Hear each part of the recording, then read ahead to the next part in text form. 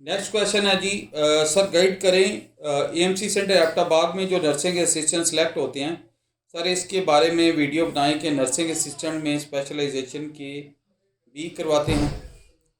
Nursing assistants तो बेटा एक मेडिकल पैरामेडिकल स्टाफ का सप्लीमेंट कोर्स होता है और उसमें आगे तो उनके एक्सपीरियंस के बाद सिलेक्ट होके फर्दर कोर्सेज होते हैं जो एएमसी सेंटर साथ साथ कराता रहता है।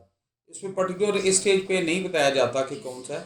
उनको डिफरेंट शोबा जात दे के ऑब्वियसली पैरामेडिकल स्टाफ को डिफरेंट शोबे में या डिफरेंट एरियाज में कह लें अच्छे तरीके से तैयार किया जाता है। जैसे ऑपरेशन थिएटर वाले होते हैं, जैसे सर्जन के साथ होते हैं, जैसे आई स्पेशलिस्ट के साथ होते हैं, वो by virtue of their experience जो सर्विस में आगे बढ़ते हैं वो एक्सपीरियंस गेन कर लेते हैं। नेक्स्ट क्वेश्चन है, सर जी मेरा हार्ट राइट साइड पे है, क्या मेरा मेडिकल पास हो जाएगा? तो आपका दिल ही राइट साइड पे, आपकी दुनिया सारी दाएं तरफ चली गई, क्या बात।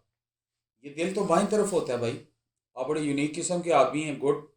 तो इस पे मेडिकली या इंसानी तौर पे तो लाइटर मोड में तो अल्लाह की मखलूक है, अल्लाह मुसव्वर है, सबसे बड़ा मुसव्वर है। तो ये डॉक्टर साहब इस पे कमेंट करेंगे, लेकिन मेरे इल्म के मुताबिक ऐसे लोगों ने सर्विस की है कि जिनके दिल दाएं तरफ थे और मेडिकली ठीक थे, लेकिन वो मेडिकल बोर्ड ने वो फैसला दिया था। तो इस पर डॉक्टर साहब ओपिनियन देंगे। Sir can we apply in AEC army education corps after BS information technology? Kindly reply. मेरे इल्म के मुताबिक जो भी AEC रिलेटेड वैकेंसीज होती हैं उनमें मिनिमम जो स्ट्रेंथ है, एजुकेशनल जो लेवल है, उसका प्री रेक्विजिट मास्टर्स की डिग्री होती है। लेकिन time to time different level की डिग्रीज भी आती रहती हैं, वैकेंसीज भी आती रहती हैं जिनका pre requisite 16 year of education होता है, BSc ऑनर्स होता है। वो आर्मी, नेवी, एयरफोर्स के लिए आती हैं। तो आप उन पर नज़र रखें, अगर कोई ऐसी आए तो आप अप्लाई कर सकते हैं एज पर prerequisite of each degree. Hello sir, मैंने हेलो सर को डिस्करेज किया था पहले, मैं इसको यूँ लेता हूँ कि सर अस्सलाम वालेकुम। वालेकुम सलाम भाई। सर क्या FSC के बाद आर्मी में कैसे अप्लाई करें? ये तो आपने पूरी वीडियोस का बिल्कुल ज़ीरो शुरू कर दिया। ये मेरी वीडियोस देखें आप, पहले आपने रैंडम क्वेश्चन किया बेटा। FSC is a intermediate level, इसके बाद डिफरेंट आर्मी, नेवी, एयरफोर्स में आप डिफरेंट लेवल ऑफ कमीशन में अप्लाई कर सकते हैं। वीडियोस देखें, उसके बाद आपको डिटेल में पता चल जाएगा।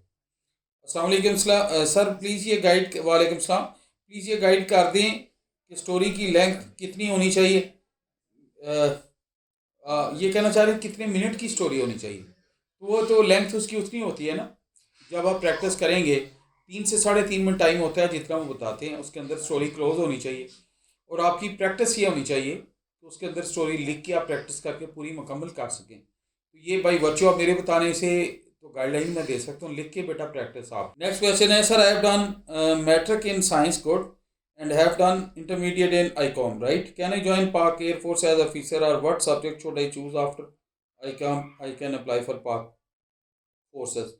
पहली बात तो यह है, ICOM is equivalent to FSC, FAFSC।